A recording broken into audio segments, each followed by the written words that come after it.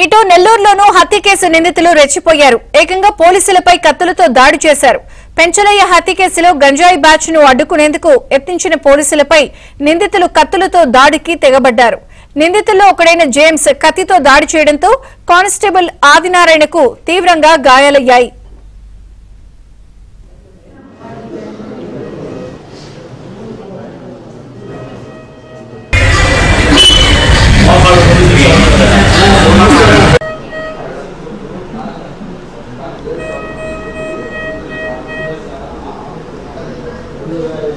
Inspector Venu Kovur దగ్గర sugar factory దగ్గర సమాచారం వచ్చి ముద్దాయిల ఆచూకీ ఉన్నదని చెప్పి కారుని సెర్చ్ చేసే క్రమంలో తెల్లవారుజామున 3 గంటల ప్రాంతంలో సుమారు అక్కడ ఒక అగంతకుడు వేణు ఇన్స్పెక్టర్ గారి పక్కనే ఉన్న ఆదినారాయణ హెడ్ కానిస్టేబుల్ మీద వెపన్తో కత్తితో దాడి చేయడం జరిగింది. ఆ దాడిలో అతను తప్పించుకున్నారు. త్రుటిలో ఆయనకి షోల్డర్ మీద చేతి మీద గాయాలైనవి. ఈ క్రమంలో ఆదినారాయణ సేవ్ చేయాలనే క్రమంలో మా inspector Venu right of private defence కింద ఫైర్ ఓపెన్ చేయడం జరిగింది. ఎయిర్లో గాలిలో ఒక రౌండ్ కాల్చారు.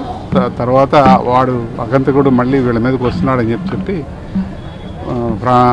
ఆత్మరక్షణలో భాగంగా అతని కాలు మీద కాల్చడం జరిగింది.